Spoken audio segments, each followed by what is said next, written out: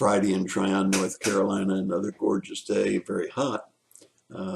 We got up into the upper 80s, and thankfully a thunderstorm came through and cooled things down. Proverbs chapter 6. We've been looking at the words to young people, if you will, instruction in righteousness. And in that instruction in righteousness, in chapter 6, we've been looking at listening to your father's commands and your mother's teaching, and to receive reproofs. And for the third time, Proverbs turns to immorality, in particular men-women relationships. And it warns us once again about smooth-talking women, but it could just as easily be smooth-talking men. It could just as easily be someone that is not good for a woman, as well as someone that's not good for a man. And it warns us that we shouldn't judge so much based on beauty, but rather we should be looking at the heart, and not at the eyelids, not at the form in the face. As a matter of fact, it's consistent with what the New Testament teaches. In 1 Peter chapter 3, verses 3 and 4, it says to women, "Let your adornment not be merely the external braiding of hair and the wearing of gold jewelry or putting on dresses, but let it be the hidden person of the heart, with the imperishable quality of a gentle and quiet spirit, which is precious in the sight of God." It doesn't say you can't have adornment.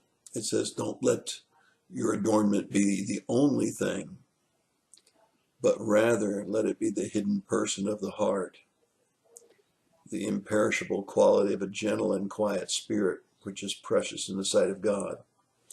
Now, I've seen and been around a lot as a pastor for so many years, counseling situations, trying to save marriages, trying to help someone who's come through a splitting of a relationship, very often because of immorality by one party or the other, or both. 1 Timothy 2:9 and 10 says, "Likewise, I want a woman to adorn themselves with proper clothing, modestly and discreetly, not the braiding of hair and the gold or the pearls or the costly garments, but rather by means of good works, as is proper for women making a claim to godliness." I know a lot of men that traded in their wives for younger women, more attractive, more shapely than perhaps their wife had become. I also know how many of them became miserable, because just as the woman was willing to be unfaithful with him, she became unfaithful to him. I know many cases when men have regretted indiscretions. I had for years in my desk drawer a letter which one of the men had given to me with permission, written permission, to share that letter with other men who were considering being unfaithful to their wives. And in that letter, he described the pain of seeing his precious wife, a godly wife, with a new husband because of his indiscretions, wishing that he could have her back. For the lust of the eye is a terrible thing, and men tend to be very, very lustful of the eye. So it's very, very important for you to remember this warning from Proverbs 6. Be careful how you judge what a good woman is. It's not based on her clothing. It's not based on her appearance. It's not based on her form, but it's based on what's in her heart. As Proverbs continues, it tells us the cost of being involved with adultery, being involved with someone of the opposite sex who is using the allurement of flattering words and handsome appearance. And it says it'll cause you financial loss. It says it's like bringing fire to the bosom and not expecting your clothes to be burnt. It's like walking on coals and your feet not to be scorched.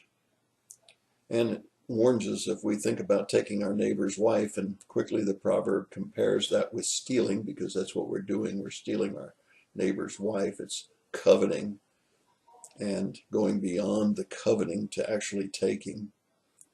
And he reminds us the thief will be repaid for his stealing, and those that commit adultery is lacking in sense and destroys himself. And he reminds us that there's a good deal of jealousy that comes to the other man whose wife has been stolen. I don't know what state you live in, but I do know in the state of South Carolina and North Carolina, hardly a day goes by when I don't read about a shooting. Perhaps they're not married, but a man leaves a woman or a woman leaves a man. Jealousy ensues, a shooting occurs. Very often it's married people. And that's exactly what Proverbs is warning about. It's saying, you may think you get away with it, but jealousy of the one who has had their precious treasure taken away may come get you. You may pay the price. And so it's very, very clear. Our judgment about the mate that we pick ought to be based on godliness, not on outward appearance, form, or face. It ought to be based on the inner person. And it ought to be a reminder to us the high cost of fornication, an extramarital affair, and what it can cost you, not only in the loss of something that was more worthwhile that you gave up, but also in the cost that it could cost you your life when you have been involved in stealing from someone else. That's your thought for the day. Stay pure. Stay away from the lust of the eye. Sometimes the grass on the other side of the street looks greener until you get over there and you find out the reason it's greener is there's a lot more fertilizer over there. That's your thought for the day. God bless you.